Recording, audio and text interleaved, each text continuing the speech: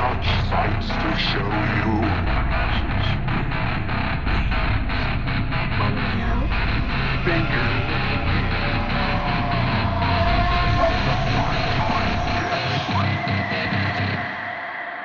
Welcome again to a brand new day and brand new Daymare with your favourite horror enthusiasts. I am Axel Spencer and I am once again joined by Adam Lewis. I'll remember to introduce myself this time. Yeah, we're getting better with each try. Not professional, but better. Yeah. And tonight we have a brand new movie. It's one of the most kind of influential movies to me as a film lover and filmmaker, and it's Alex Garland's Annihilation. And Adam, what is Annihilation? So it's Alex Garland's. Technically, it's his second film, but many people would say it's his third film because some people believe that he actually directed Judge Dredd.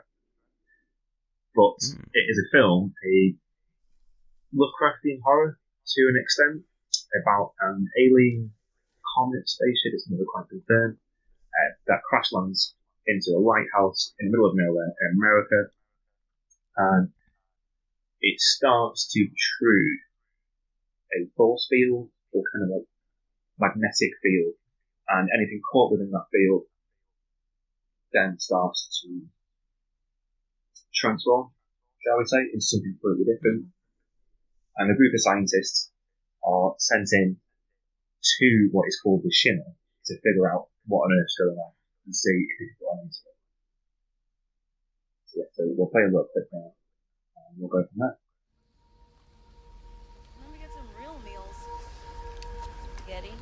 Here's Raddick vegetable crackers. Oh, cornbread, that's not so bad. Oh, you're finally awake. Gotta give me a second. I'm a little disoriented. Join the club. You don't remember setting up camp, do you? I don't remember anything. After we reached the tree line. None of us do. And we did a food inventory. From the depletion, it looks like we've been out here for at least 3 or 4 days. It's not possible. That's what I said. Guys, I've been checking my comms and nav equipment.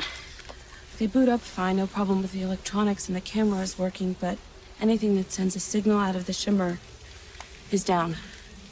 Even though we've probably got about 20 satellites above us right now, and check this out. So we've got no compass, no comms, no coordinates, and no landmarks. Well, we know we're in the state park. We head south, we hit the ocean, then we can just follow the shoreline until we hit the perimeter wall, right? How do we know it's south? Come on, Josie, you know this. Hour hand at the sun. Split the difference between the hour hand and 12, south. Good. We're oriented. We weren't really expecting the comms equipment to work, were we? I mean, it's been 3 years of expeditions and 3 years of radio silence. Let's pack up and get moving. We've already lost a lot of the day. All right, brilliant. I guess before we dwell any deeper into Annihilation than we already have, I got a very grandiose question to you, Adam. Are you ready for it? Not, I'd say no, but I don't think I'm ever ready for anything grandiose, so go for it. Is Annihilation horror? Well, I was thinking about that today. Like, oh shit, what do we choose for this podcast? It's a horror podcast, and we might not be talking about a horror film. I think it's got horror elements. I think that for me, it's definitely got one of the more unsettling kind of feelings to a horror film. There's nothing that's jump out your skin scary. There's nothing that initially puts you on edge. It's a slow burn in a way, but once it gets going, especially towards the end, it does unsettle you. Well, it does unsettle me. Oh yeah, But absolutely. whether I would call it a horror, I would say so. But I wouldn't argue with somebody if they said it wasn't. Yeah. I mean, yeah, I would definitely say it's a horror, but I see why people often don't consider it horror, because it's not that traditional kind of horror. It's... A lot of people say sci-fi, but then again, the thing is, you can have several different genres melt into one. And that's the thing I very much have a problem with, that when I was doing my thesis on horror, my master's thesis, I, of course, had to look into, well, I'm talking about horror, I need to figure out what horror is, so I looked for the definition, and I couldn't find one. Like, I went to the texts of, like, Robin Wood and Noel Carroll and Leo Brody and all these people who are famous for genre studies and horror studies, and like everybody has their different kind of theories on horror, and then they're always like, but this person is wrong, like what they think is horror is not horror. So I was like, oh, for fuck's sake, there's actually no definition. Well, you know what you should have done? You should have done what I've just done and Googled the definition of horror. and an intense feeling of fear, shock, or disgust. The second meaning is a bad or serious person, especially a child. So I just saved your thesis right there for you. Oh, I know it's already complete, but I'm sure you can go back, edit it, and resubmit it again. Make it better. I'm gonna get a better grade for it. Exactly. Yeah, but yeah, that's very much the problem with Annihilation and how people perceive it, because there's just no definition for horror.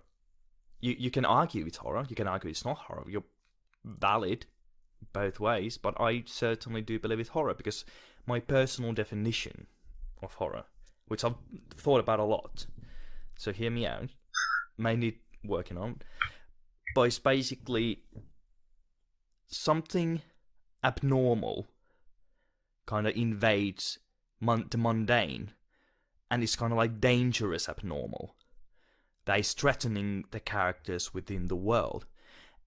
And for as long as the characters in the world fail to return to that mundane, as in destroy the abnormality, they are being punished by either mutilation or death. And that's very much what happens in Annihilation. Yeah. It doesn't really roll out the tongue like something like westerns, where you're kind of like, oh yeah, it's people in Wild West gowns. It's cowboys. Yeah, cowboys, and but that's how I consider horror. I think that's a very specific way of looking at it. Yeah. Okay. Yeah, that's pretty much the solution I came to do through my studies. That's how messed up the definition of horror is. I think for me, I mean, if I was going to be pressed on what is horror, for me, I would just say it's something that just puts you on edge. Oh, yeah, like, nice. I know this was a big one when it first came out, Midsummer. Now we have the second film. People were saying, "Oh, is that really a horror film?"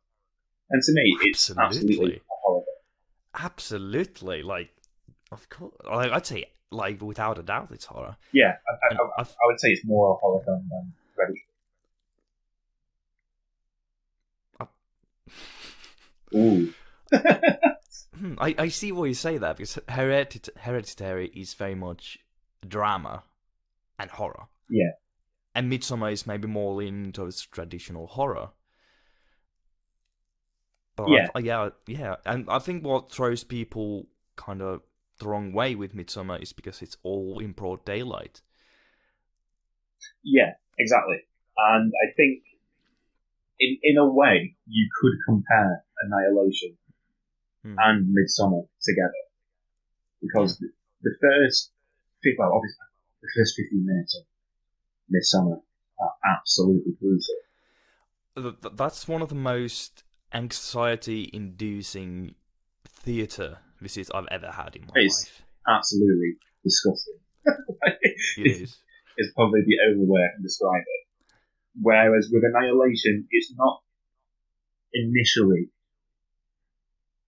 disgusting, it's not off-putting or anything like that, but it does put you on edge in my eyes, where it says, here is a woman who is technically grieving, and then her husband comes back out of nowhere, and he is not the same person. Yeah. And straight away you've got that kind of, it's within less than 5-10 minutes. Like, it really starts to get the ball rolling. Yeah, I didn't even remember how fast it happens. For me, I feel like a lot of horror films, especially sci-fi horror films, take after Alien, where people go, "Oh, it's a slow burn, isn't it?" But if you watch Alien, within 10-15 minutes, things are booting up. Yeah, and I think that's the same with Annihilation. Not to the same extent where things are going wrong, but you've got Lena, played by Natalie Portman, who I think's brilliant in this. Oh, absolutely. She's on a couch, basically grieving, and then her world seemingly comes back to normal, but within 30 seconds, it's not normal. Something's gone off. Something's weird. And that to me is where it slowly starts to turn into a horror. Yeah. And I think one of the most beautiful things about Annihilation is you get this situation at the beginning, but you don't understand it until the very end of the movie. And that's when it becomes like just more tragic than you may have imagined. I would argue you don't really understand it. Anyway. Well, most people didn't. That's why they didn't release it in theaters. Well, don't get me started on this. They released it in America, but they thought, you know what, people in Europe, that'll be stupid. Well, the thing was, what actually happened is they had the test screening, is what they call it in professional world, and one of the producers, I don't remember which one, was kind of like it didn't really land as well as they wanted, of course, because it's a very philosophical film. So people aren't going like, yeah, amazing aliens action, and they're kind of like, probably don't understand it. And so they were like, yeah, we probably don't want to release this to theaters.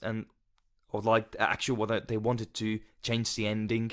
They want to change the character of Natalie Portman to be more likable, which is, she's not unlikable, so I don't really, whatever. So in the end, one of the producers fought back and they came to the conclusion, limited release in the United States and China and Netflix everywhere else. And it's bullshit, because I would have loved to see that film in theaters. Oh, that ending, if I'd have seen that in cinemas, it would have melted my brain. But like, when you say like some of the same test audiences, you're saying that you're finding Lena to be a likable character, I understand that, because in a sense, like her character path in that film is somebody trying to get over the fact that she's cheating on them. Yeah, so that's true. I can semi-understand why they go, okay, we think you should make Lena more likable. But that to me would go against what the film's about. Exactly. It's just one of those things, like, you take that away, it's just gonna kind of ruin the whole theme of the movie, which is one of like Alex Garland's strongest attributes. Like, he knows how to build the world thematically in his movies. Yeah. Especially in this one as well. Like, I think it really starts to get interesting when, again, we're talking about another film, like another Jason movie. Yeah, I was about to say, like, this has really turned into Jason fan podcast. Yeah. Like, which one of the movies are we going to talk about next week? I think next week is good time. Like, for me, it really starts to become incredibly interesting when she is introduced. Mm. And to me, again, it is another Jennifer Jason film where she's playing a very cold person. But again, it ties into that philosophical sense, whereas her character's got cancer. Yeah. So she's going in there saying, screw it, I am going to die. So let's see what's in there, and let's try and wrap my mind around it. Which is why I think it's a Lovecraftian horror in some ways, where we don't know what's in there. We're all dealing with our own problems. So let's go in here and hope for the best. And it all comes out of people not knowing anything the wiser and not having any of their issues resolved. Yeah. And then the film ends in what I would say is traditionally a very unsatisfactory way. But absolutely. It leaves you with the questions you want answered. And a good horror film will never do that. Or a good film will never answer the most burning question. Yeah. And it's like what I love about these kind of like sci-fi horror films, like we talk about Possessor. This movie doesn't hold your hand. Like we said, the producers, well, at least one producer, thought it was too intelligent for the common audiences. And it's very much leaves you a lot of to think about. And first time you watch it, you probably like you have no idea what it was about. It's not until like second, maybe third time you watch it, kind of like start to piece together everything that's going on. And I think that's very much the beauty of the movie. Well, I was just going to say, so when this came out, I can remember speaking to someone who used to work with Garland. He asked me, what do you think the film's about? So I'm going to ask you that same question now. What do you think this film's about? Well, for me, it's very much about self-destruction. I mean, you have all these characters. You have the squad that goes into the Shimmer with, Natalie Portman. You have Jennifer Lee, Gina Rodriguez, Tessa Thompson, and the rest of the people there. And they all have their kind of issues that they don't want to work on, that they don't want to live with. So they go on a mission they know they're not coming back from. It's basically, they're the Suicide Squad. And so, yeah, like one of the characters, is depressed. She's cutting herself. One of them lost a daughter. One of them is a old addict. And Jason Lee's character has cancer. Natalie Portman's character, it's purely self-sabotage because of the pain she has caused to someone she loves. And that's very interesting dynamic. There's this... She has done something incredibly wrong. She knows it, but she still loves the person, but she's done it. So now she's kind of like... She can't handle the pain, so she self-sabotages. I'm turning into Sean Connery. Self-destructs. Yeah, I mean, like, we're pretty much on the exact same page. Because that's... Yeah. Obviously, you have that monologue in the film where it's saying how humans self-destruct themselves at some point.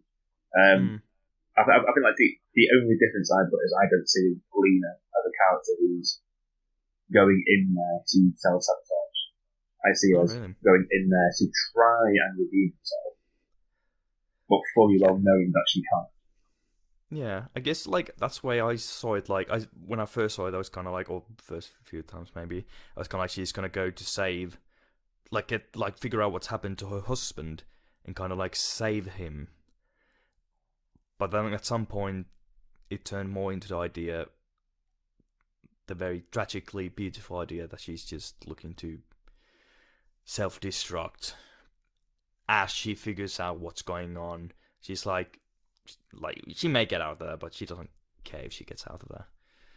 Oh yeah, it's like the ending when her and Kane, played by Oscar Isaac, who again, despite the fact he has like such a small role in this film, is so good. Oh, he's brilliant. That hug at the end, It's probably one of the creepiest bugs I've seen in a film. I can't think of another film where I've seen two characters and gone, that's not right. That feels weird. Yeah. But and it's very... Go on. So something that I do want to talk about, though. You said a minute ago, producers wanting to change things. Yeah. Have you ever read scripts for that film? Well, obviously not stuff that you directed. I just mean you watch The Thing or something, and then you've gone got the script and you've read it. Yeah, a few. Yeah. Have you read the one for Annihilation? I haven't. I think I meant to at some point, but I didn't. It's a totally different film. Oh, really? Are you sure you didn't read the novel based on by accident? No. So no. I've not read the novel, but I do want to read it. From what I gathered, it's some not very different, but aspects of it are different. But the script is so different. Oh, right. So, a big example of that. So, do you know, this might be sort of a bit too specific. The title card in the film. So you've got the comet coming down to Earth or whatever it is, hitting the lighthouse, and then you've got the POV shot of someone looking through a telescope or whatever you call it, and then you can see those counter cells mutating, dividing, and then at some point the title card Annihilation comes up. In the script, the title card comes up when Lena is at home crying listening to that song. Oh. Which to me is, just trying to imagine that in my head, is such a different mood entirely. Oh, yeah. Where she's sat at home crying, and then all you've got is Annihilation. You've got that weird synth noise in the background, and she's just sat on the couch crying. Yeah. But then even much larger stuff is different. One of the best bits in the film, and I say the best bit, is the monologue on benches at the end. Yeah. That monologue is entirely different in the script. Alright. And then what you get in the film is something completely and utterly better. Yeah, I'm glad they went with that because it is brilliant monologue. So yeah, I'm glad they did the changes, because with the way Annihilation is, I wouldn't probably change a thing. It hits all the right notes for me. I probably would change how smart the film thinks it is. That that is a problem you could have with the film. But for as much as I loved it, and I do regularly tell people that this is one of the Barnes' favourite films in 2018, how it comes across in terms of explaining things, and Tessa Thompson's death scene in this is what I think is a great example, where it's talking about refractions and how signals don't come up in certain specific places. To me, that's a bit where it's going, I know you don't know what this is, so I need to explain this to you. But it's doing it in a way where it's like, I know something you don't know. Yeah. That's my, I won't say big issue, but that's my one main issue with the film, where it does come across as a bit condescending. Yeah, I can see that. It's definitely like Garland's style of filmmaking, kind of like Ex Machina, another brilliant Alex Garland film, is also kind of complicated movie, let's say, with how he uses perspective in its telling story, and just it's so convoluted, but at the same time somehow quite simple. And it's certainly, like, when you see it, you're not going to understand what it was actually about. Yeah, have you, because obviously before Ex Machina, you wrote a lot of films as well. Yeah, like one of my favourite zombie movies. 28 Days Later. Oh, yeah. So I'm obviously, you've seen that one. So, like, that's something that always kind of, like, it feels like it breathes through the script. Like he obviously worked The Beach, which is an awful film, and we're going to talk about it. But like next episode. But yeah, that's one of the kind of things that kind of bleeds through his film. It's very, I won't say very philosophical. It's that kind of deeper meanings there if you want it. But at the same time, it can appeal to an audience. And I think with Ex Machina, he really hit the nail on the head where it's something everyone can get on board with. Whereas Annihilation, again, I kind of understand someone watching this, not like it. Yeah, I do see that. And it probably falls more into that kind of gap than Ex Machina did. But yeah, I very much like having like food for thought in my sci-fi or horror in general. But there's always a fine line you need to kind of tread where it doesn't go overboard, and you actually get something. Yeah, I mean, I can't think of a sci-fi horror film. Now that I'm saying this, yes, I can. That doesn't have some kind of like deeper undertone to it, where it's like, hey, this is what the story is, but underneath it is what we're actually talking about. Yeah, I think sci-fi in general kind of, when it's good or when it's great, it requires that kind of like theme, that kind of message, because sci-fi in general often criticizes society, criticizes government in some ways, same way as horror does. So that I think sci-fi and horror in that way are just marvelous match. Yeah, definitely. And even in the same sense, we can talk about this is what tying it in whether it is or it isn't horror film. If somebody watched this and said to me, it's not a horror film, it's more just a complicated drama, completely get it. I can understand someone coming away from this going, it's a drama film. But for me, it's like there were just key moments that separate it from being a horror film. Like the bear scene, I still regularly think about that scene, and it still scares the shit out of me. Oh, it's so good. And yeah, like the thing with genres is they are incredibly flexible, and ultimately their whole purpose is kind of for director or filmmakers to kind of understand the direction they're going for. So with the kind of life tropes and whatever, and for audience to have an understanding of what they're getting into. Like if I tell you, hey Adam, I know this great movie, it's called Death Cult, and you're like, oh, what's it like? Well, I can say, well, it's this great comedy. It's a black comedy, but other than like if I can't tell you the genre, it's much more difficult to sell. Yeah. So that way, I think it's like there's not really any one genre for any film. Like every film pretty much has more than one genres or subgenres that they go into. Oh, definitely.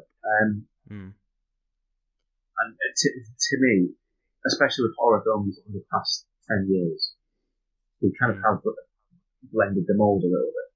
I mean, I know last week you briefly mentioned The Witch, not that I did. Yeah. Also.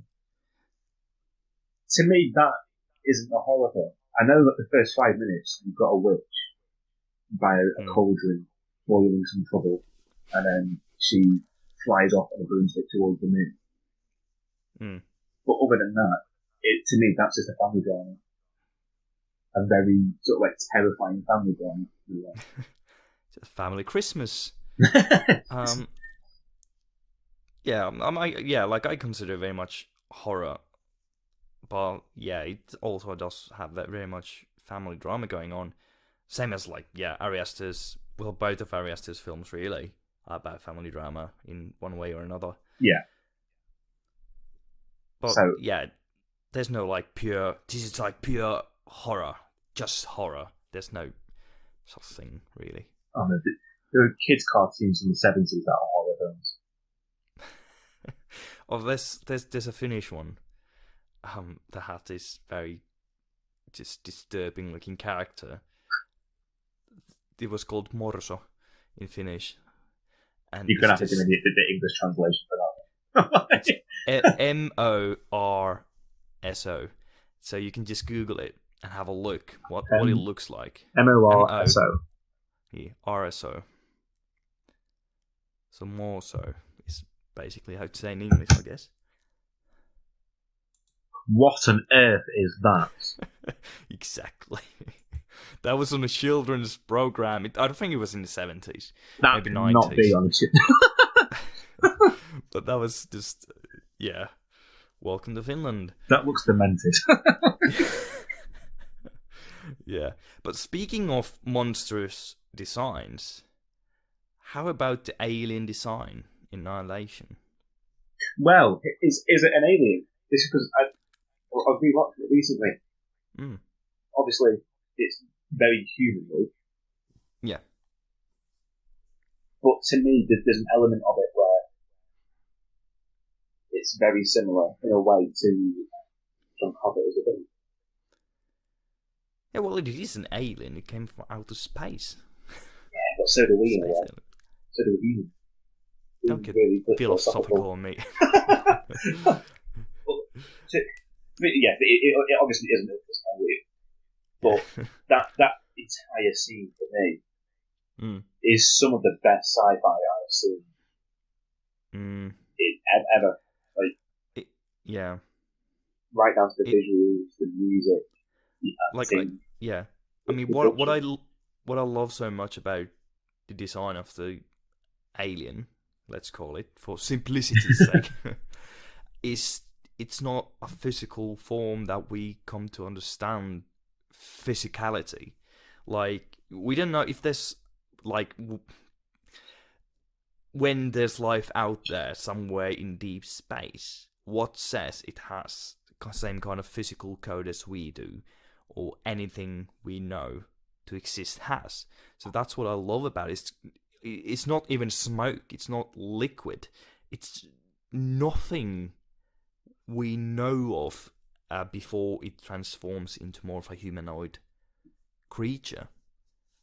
And I think that's the absolute beauty of it. It's something that could not have been achieved before, let's say, 1990s.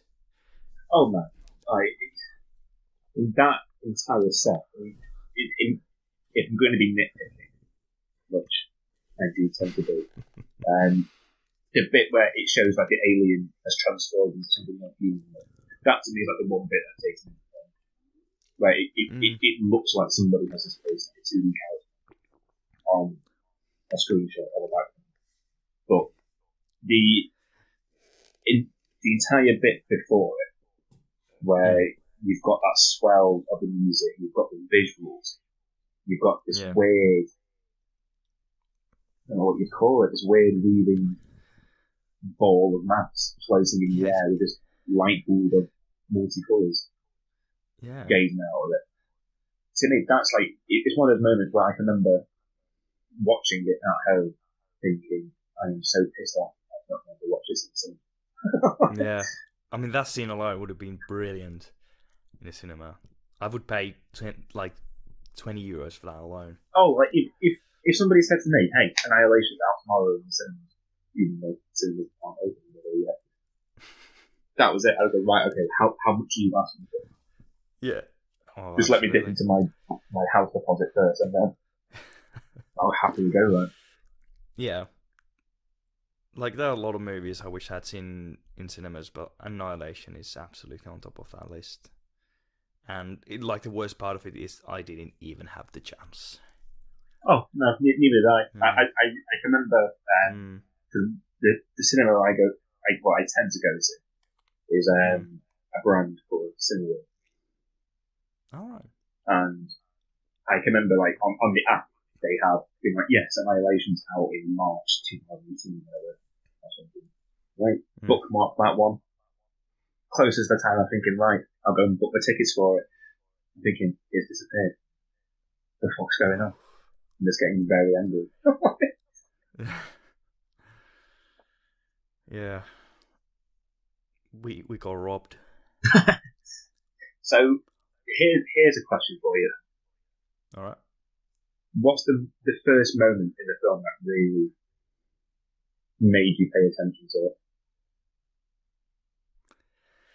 Like you're sat, you're about to watch a film, and at some point the film goes, right, okay, I now have you in your seat watching this film. I mean, it's been a while since I watched it. I'm so professional. I didn't rewatch it just for this podcast because I do remember it quite well.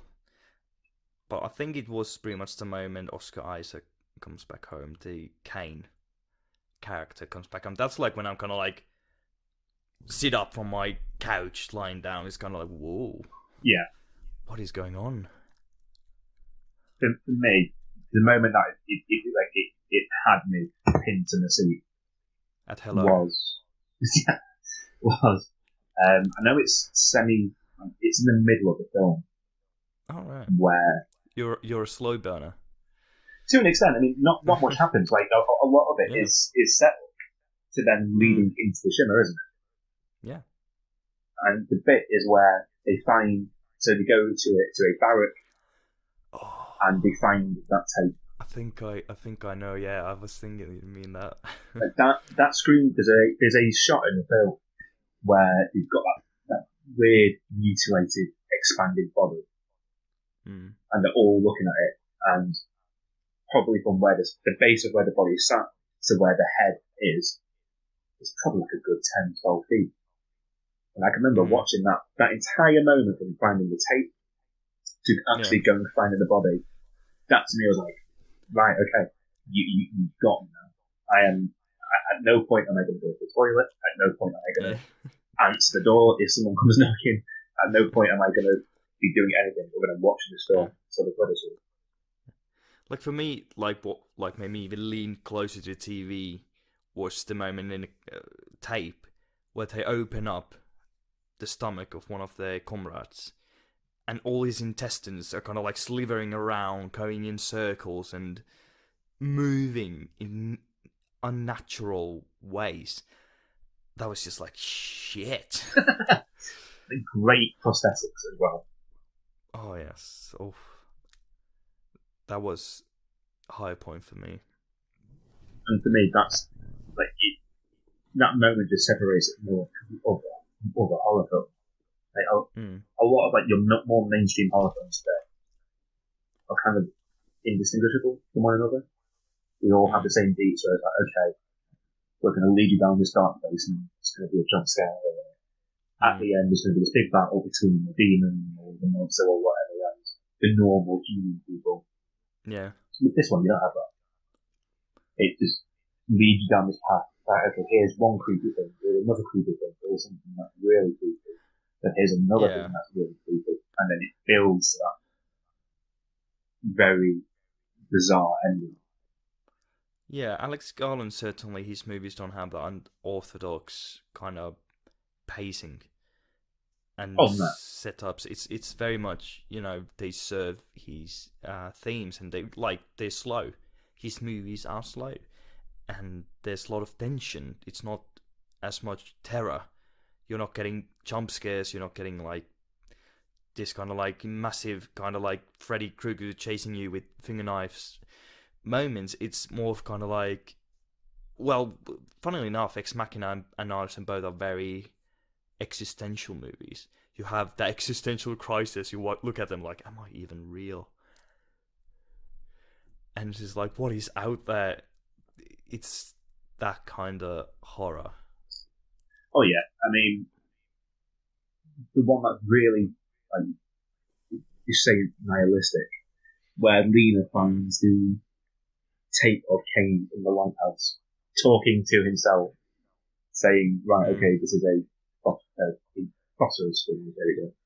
And he just kills himself. Like, that, to me, is one of the most sort of like bleak, in a film that doesn't come across as intentionally bleak. That, to me, is one of those moments where it all of a sudden goes very, very, very dark. Yeah.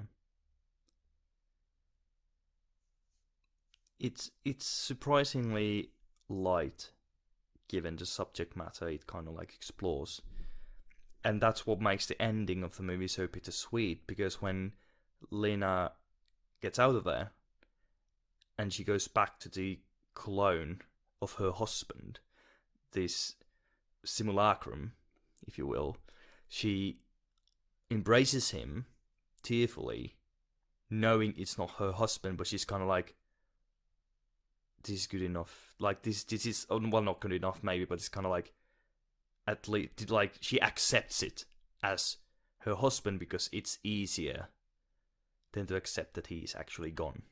And then you've also got the point as well, is she still Lena? Yeah, true. There's a lot of questions, really. One thing I've not properly got my head round, and in all honesty, I've not done any proper digging on, is the tattoo of the figure eight. That pops up in certain scenes where Kane has it on his arm when he comes out of the shimmer. Lena has it on her arm. At some point in the film, everyone just gets that weird tattoo, and it never explains it. I think, if I remember correctly, this is like basically just for people's theory, I think. If I remember correctly, it has to do with duplication, which is one of the very much motifs in the film. There's like things in the shimmer get duplicated, like cells. And there's like this scene with the two deers that they spot.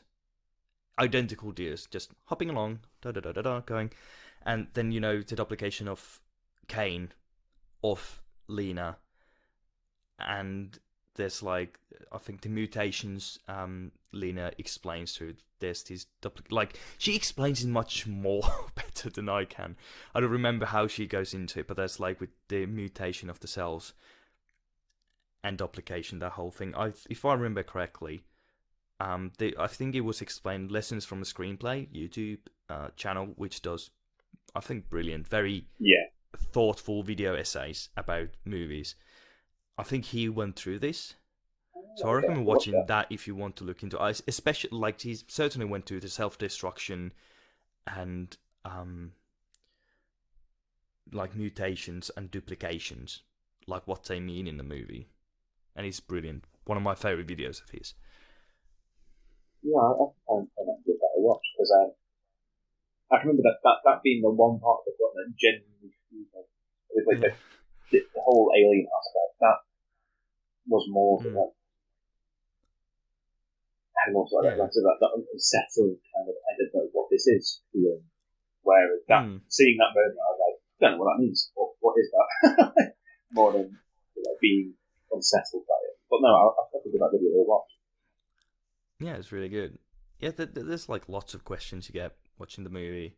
Like, I had no idea what's going on. Like the first time, like I said before, it leaves you a lot of room to like think about what's going on, like what really happens. Yeah, I think for me, it's just one of those films where it asks a lot of questions. It answers maybe one or two. Yeah, I think like one of the great things about like what I just really enjoy about some movies, like certain types of movies, where they don't answer the questions, so you have to answer them yourself. Like, they give you the sufficient evidence, kind of to build up the idea, but they don't give you the answer, so it's going to lead you to very different paths.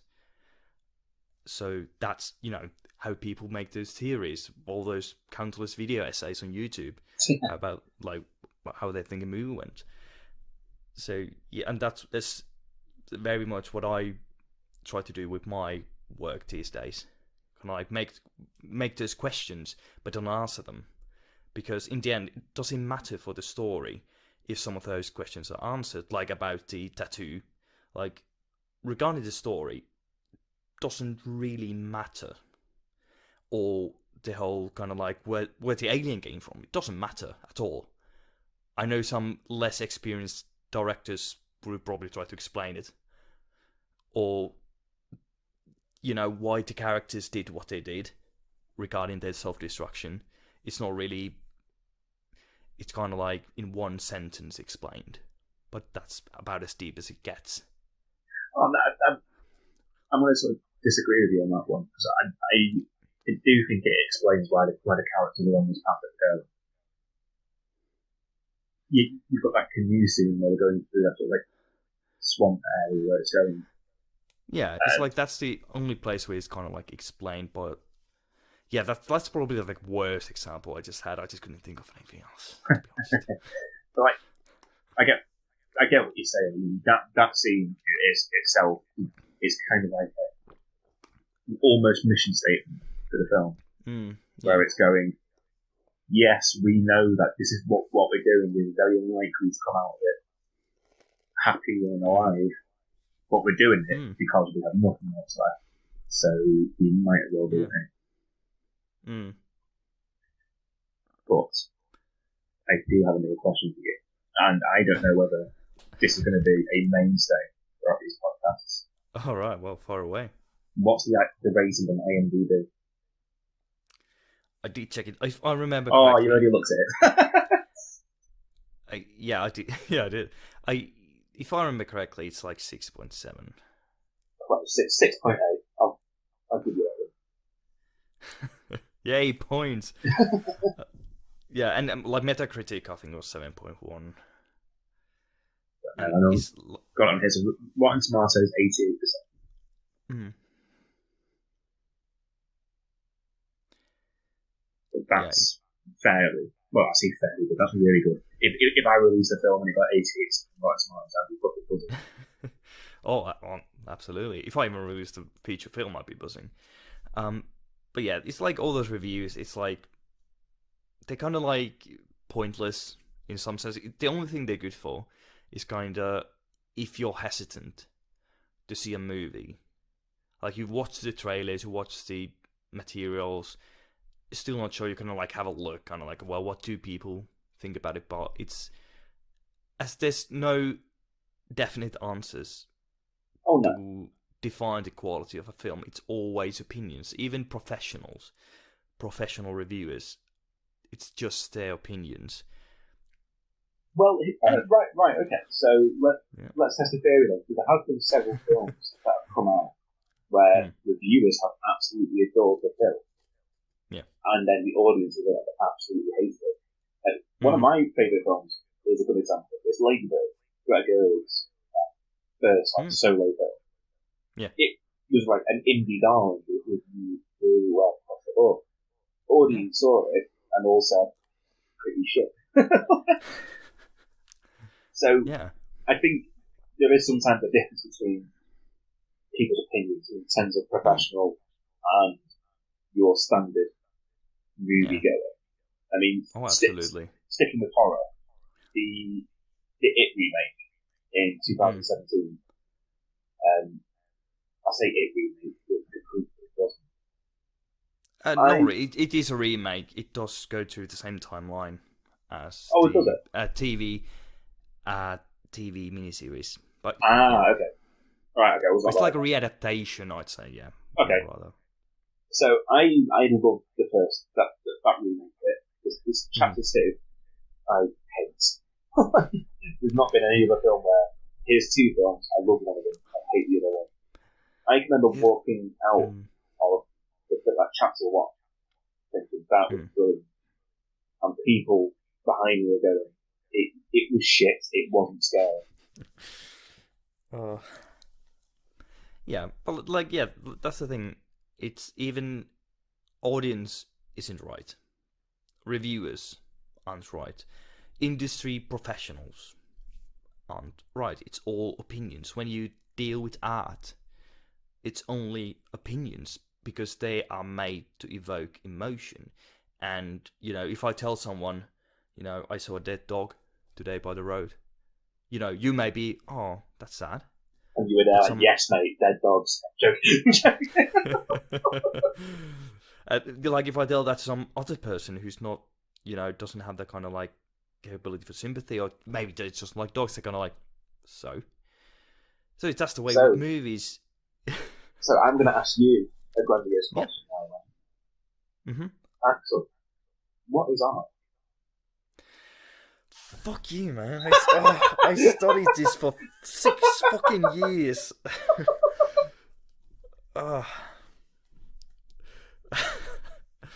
You have no idea how many times we kind of went through that question. There's not strictly, from what I remember, what I recall, no definition for art, but it's many different things to make up art. Like, if you can't have art if the creator doesn't acknowledge he's making art. You can't like take someone draws a circle, beautiful circle on a piece of paper, you take it and you go to a museum. This is art. Like, is it art because the person who made it doesn't think it's art, they think it's just a circle? And then you have like, you know, design, kind of like the couch I'm sitting on right now has been designed by someone, hence it's technically art. And some pieces of furniture certainly are pieces of art for sure, but then like you look at a toilet seat, is that art? Is my toilet seat in my bathroom a piece of art? Because it is designed, made by someone. It's a piece of art that every now and again will sit down and get massive shit out. There are a lot of questions regarding what is art. For me, when I make art, I make something that is supposed to kind of create thoughts in people, and 2, evoke emotion. Those are my personal definitions of when I make art. No, I get that. I mean, for me, it's art in whatever you want it to be. Yeah, pretty much. Yeah. I mean, like, the analogy I always use coming from like a chef. I can put 2 burgers in front of you. One can be from a Michelin star restaurant that is a gourmet burger, to use the word, where it's got top of the range beef, top of the range tomato, bun is homemade, the cheese isn't processed, and then I can put down to you a McDonald's burger. They're both a burger. They both do the exact same thing for you. They both make you hungry. They both make you full. They both do what it is designed to do.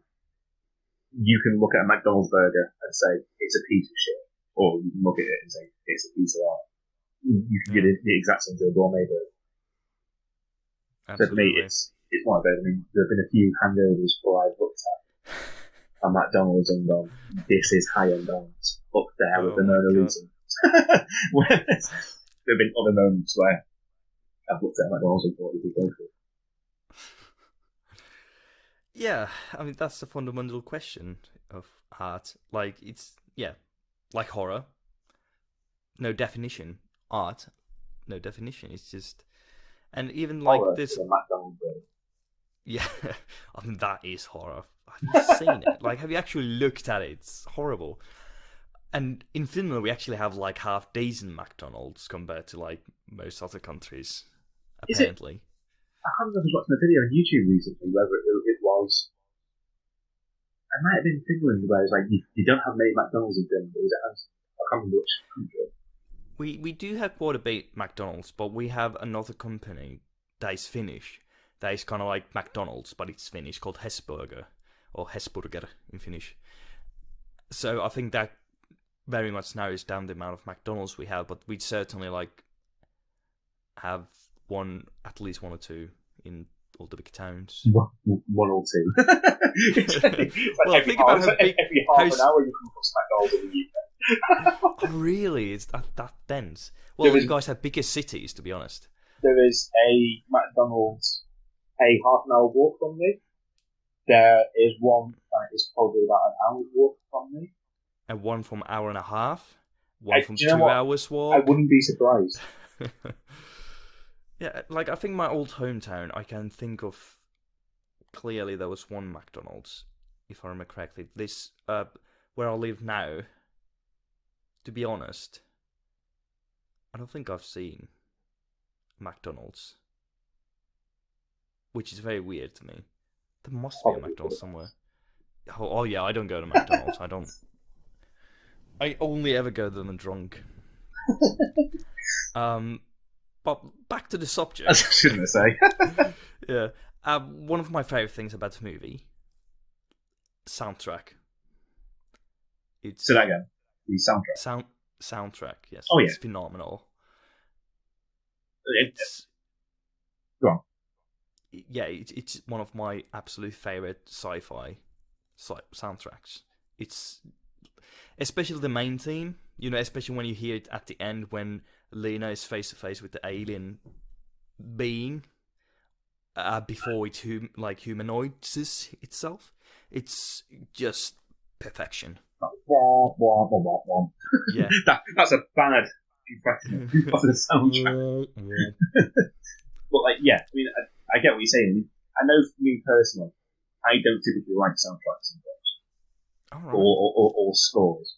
My favourite films don't have scores for the most part. But this is one of the first times. In many ways, it takes a cue from Jaws, where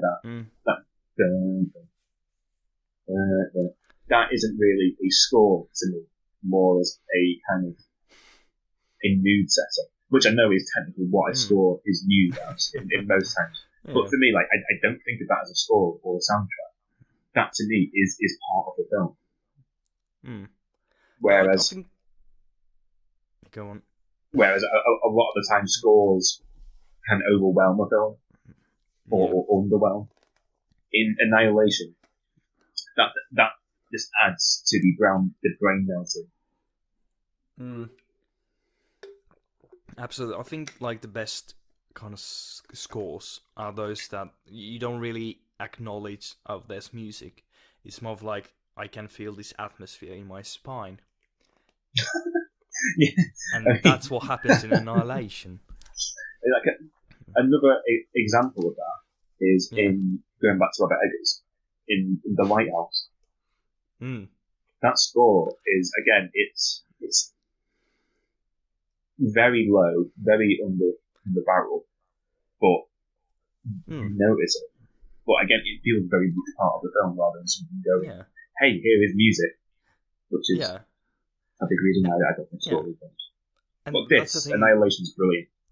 Yeah, and that's the thing with Lighthouse and Annihilation soundtracks is they are part of the universe, they're part of the style. When you think, if Annihilation, the movie, if it was a sound, what would it be? And then you hear the soundtrack, you're like, yes, that's exactly how it would sound like. And that's the same with Lighthouse as well. Definitely. Whenever I think of Annihilation, I always think about that. Me seeing the alien for the first time.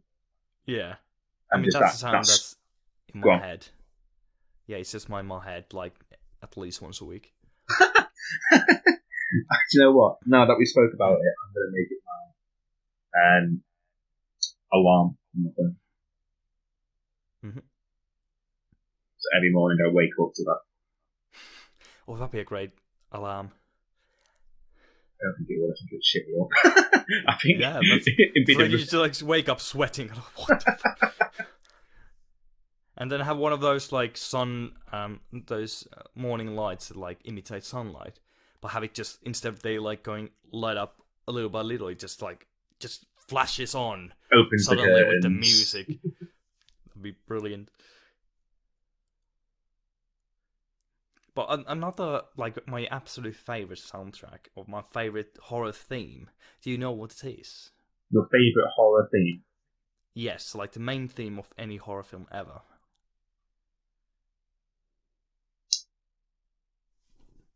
Don't know. Can't even have the guess. It's Suspiria's, Goblin Suspiria theme. Theme, sorry. Oh, right, okay, excuse me. I thought you meant theme as in something more philosophical rather than the theme, that soundtrack. Okay, I get it. Yeah. But yeah, Suspiria's theme is amazing. It's definitely, I'd say it's one of those themes that you wouldn't like because it's certainly noticeable, but it's just so amazing. You know, I've watched the original Suspiria once, and I've watched the remake once, and I can't remember what it sounds like, so I'll have to check that. Oh, I mean, it's only in the first one. It's not in the second one, sadly. The second one, we can. I'm still torn. I really should watch it again because when I first saw it, I was kind of like underwhelmed.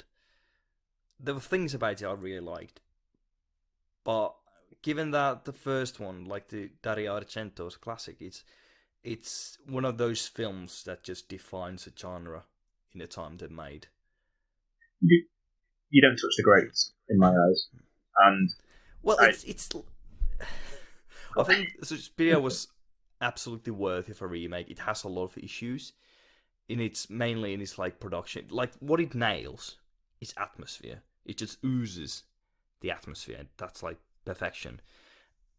But like the story is like there's no story. The acting is nah. And of course, because it's Giallo, it's dubbed, which is kind of silly, even though I love how uncanny it is.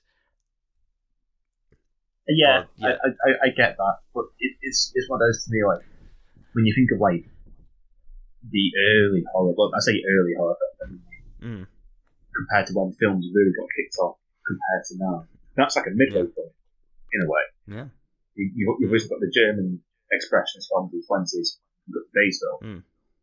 The 70s were like midway point, we're finding our feet, but we're not quite there yet. Yeah, I mean, and horror. Suspiria is kind of like that moment where we're still finding our feet, but we know we're great. Yeah.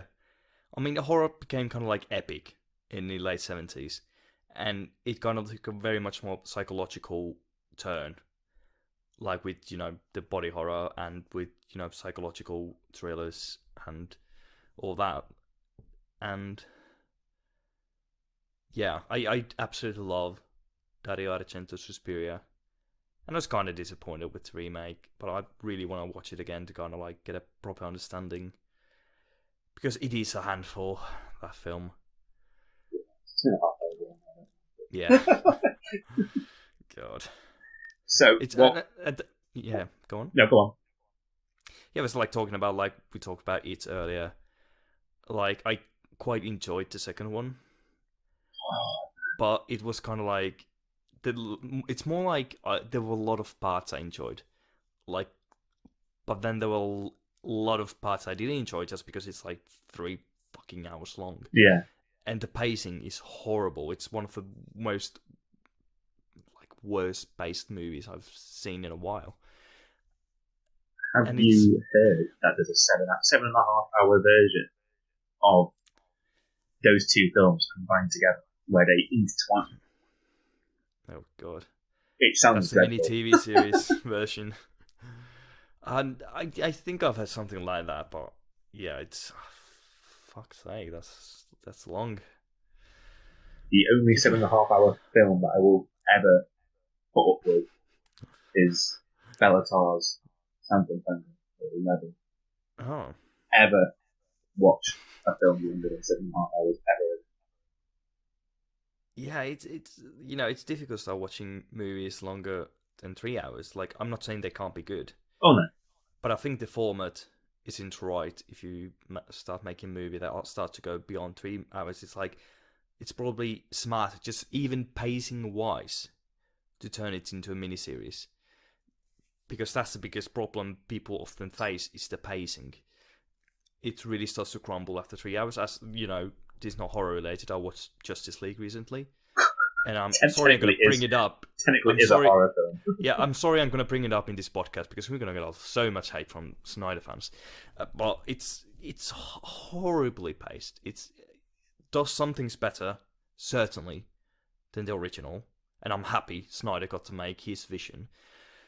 But it shouldn't be. It's not even like it doesn't need to be 4 hours. There's no story for 4 hours.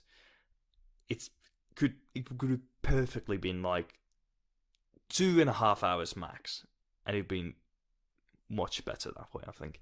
And that's with most movies. It's what we taught in film school quite early on, to not kind of like bloat your creations, because you don't really need to do that. Don't make short, don't make long films because nobody wants to sit down and watch 4 hours.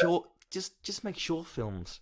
I mean that's another interesting thing as well. Like horror films, I think 90%. Well, that's a number I'm putting out there, but I'd say a majority of horror films are never longer than 2 hours. Yeah, it's quite rare. Especially it was traditional in the 80s for horror to be short because the main reason, I guess, is because they were cheap to produce, and of course, if you want it to be cheap, you make it as short as you can. And let's be honest, they didn't have any story. It's basically, look at Friday the 13th. There's no fucking story in this movie, so they're quite short because killer comes, kills everyone, goes home or dies, and that's like good 90 minutes, good fun. See you next time. And so it's very uncommon for horror to go above 2 hours. Nowadays, it starts because horror has started to kind of get more for highbrow ground. I think Hereditary was over 2 hours. I think Us was over 2 hours. Hereditary. Do I have to? Hereditary. Doctor Sleep is like 3 hours, I think. Is it? Cut, anyway. The extended cut, at least. Oh, the extended, okay. So Hereditary is 2 hours, 7 minutes. Plus is 2 hours and 1 minute. So if you take out credits, it's technically under 2 hours. Doctor Sleep theatrical version is 151 minutes. So that's 2.5 hours. Jesus Christ. I didn't. Yeah. I saw that in the cinema, and you said it's in that 2.5 hours. I wouldn't know. I think the theatrical version is quite nicely paced. I did not like the director's cut as much. I think there's a lot of unnecessary stuff in the director's cut. But yeah, the theatrical cut kind of like flew by quite smoothly. Yeah. So, to tie it back into Annihilation. Which is 2 hours and it's bang on 2 hours from to Judy. Alright. Yeah. Where would you place this? So let's on my shelf above. So let's CD say collection. Let's arbitrary say horror films in the last 10 years. Where would you place it in relation? Last 10 years.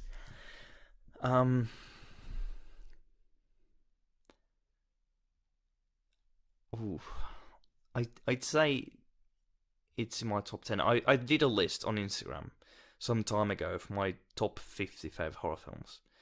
And I think Annihilation was that was like all time. And I think Annihilation, even then, was, if not top 10, top 13. Yeah. And there was like at least 2 John Carpenter films in the top 10, so you can take those out. I mean, before I get into it, I'm going to say this very briefly. I have never watched Daymares again. What? I can't believe I'm making a podcast that he's one of those directors who's made so many horror films that have been so talked about. I feel like I've already watched it. I've never watched a thing, and I feel like I've already watched it because I've heard people talk about it so much. Dude, you should know. You're like I trust you know I'm a Carpenter fan. Yeah. You should know that when we started this podcast, there's going to be an episode in the future, and I will then watch it. I will then watch it. I'm going to make you a list of Carpenter films in the order of importance that you need to see. I know he hates Captain. I know he hates that film, and I quite like that film. The 82 one with Mac. What's the guy from Clockwork Orange? The McDowell, is it? Donald 82. No, excuse me. The 42 one. Oh, I haven't seen that one. I've seen the 82 one, which is interesting. I think that's a remake. But for me, Annihilation. To me, that is one of my favourite horror films. I struggle to think of other horror films that I rate as highly. And also, I think an important point with Annihilation is that I can sit down and watch it. I can't watch Midsummer on my at home. It's heavy. The Lighthouse, I can't watch. I saw The Lighthouse in a cinema and thought it was amazing. I thought it was absolutely fucking brilliant.